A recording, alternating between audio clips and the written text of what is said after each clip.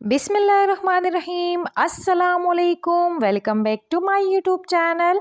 Viewers, आज मैं आपके लिए अचारी भिंडी की रेसिपी लेकर आई हूँ। बिना अचारी मसाला ऐड किए अचारी भिंडी कैसे रेडी होती है, बहुत ही ज़्यादा मज़े की रेसिपी है ये। व्यूअर्स, रेसिपी को अगर आप फुल डिटेल से देखेंगे तो उम्मीद करती हूँ कि आपको रेसिपी समझ में आ जाएगी। तो चलिए व्यूअर्स, ये मज़ेदार सी रेसिपी आपके साथ शेयर करते हैं।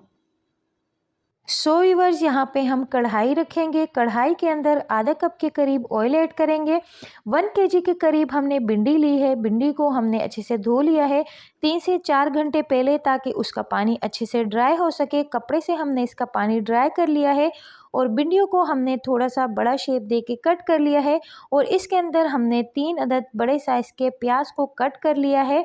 हम इस कटी हुई भिंडी को ऑयल के अंदर ऐड करेंगे। व्यूअर्स, भिंडी और अनियन को